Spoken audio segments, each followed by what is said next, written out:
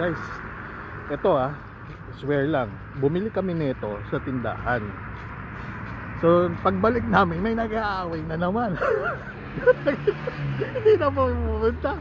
Diyos ko po, Doy. Puro away lang sa atin. Ano mag-ano ka naman. Itong kasama ko, kasi partner eh. Ewan ko kung yung kausap namin kanina, may partner. Sabi ko sa kanya itong kasama ko, sabi mo partner rin tayo. Tayo na. Diyos ko po mga guys. Eto ang sarap. Donut nila ang sarap. Ang laki man. So hindi kami makabalik kasi siyempre nandoon nasa park na nag-aaway. So sabi ko naman dito, maglakad-lakad muna tayo. So yun, so nakakakita ako dito ng mga Barbie na naglalakad, na mga Ken, yung mga ganon. Maganda, malamig. Actually nakatsinelas pa nga ako eh. At yung minsan naglalakad ako, tinignan ako nung babae. Naman ako, nahihiya ako kasi may kasamang lalaki. Nako, mas gusto ko yung lalaki. Diyos ko po. Ito ikutan yata ito eh. Pag ganon? Iba yan. Ano daw? Balik na lang tayo, mamaya na lang. Labas tayo mamaya. Babalik ulit kami wala na mga ambulansya mamaya ulit. Kapi mo na kami doon. Ewan ko. Kasi kanina guys, yung nakausap namin Georginian na babae doon, tinanong namin kung okay lang ba na ano ba nangyayari. Ang sabi kasi niya is nakainom yung isa.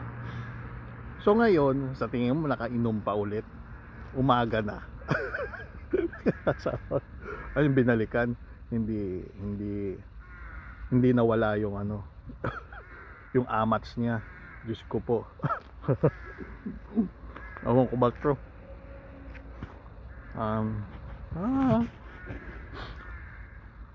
Sabi raw niya dun sa kanina kausap namin, mas parang province na rin to sabi niya. So okay naman rin. At isa pa, may nakita akong parang post doon sa so nasa tamang lugar naman kami na bahay, pero ewan ko kung tama yung mga tao. Pero safe raw naman, sabi nung nakausap kami kanina nung lumabas kami. Yun, naglabasan na sila nung lumabas kami. Diyos ko po, itong kasama ko.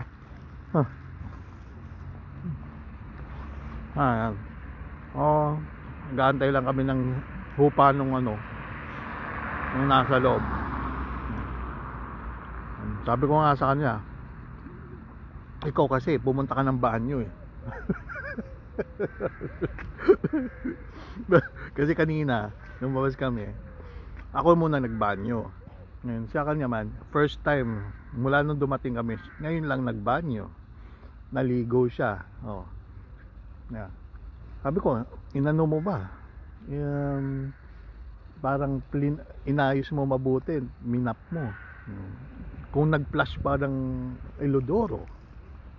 So ewan ko sa kanya, baka nagalit doon. Hindi siya nag-flash. Nag-flash ng Ilodoro. Kasi sa akin, sinabihan ako nung una ako kasi nag-jumingil ako.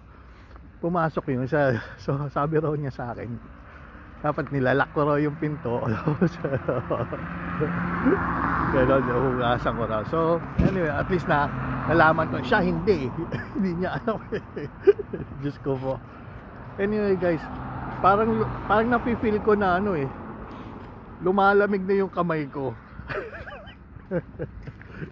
Nagiging popsicle na. Wala pang negative yan guys wala pang negative. Ayun pa nga, nakatsinelas pa nga ako inaano ko sinisimot ko muna yung lamig ng panahon na hindi ko nakuha sa Pilipinas. So guys, kapag dumating ulit ako, magkita-kita, baka hindi nyo na ako makilala. So anyway, salamat.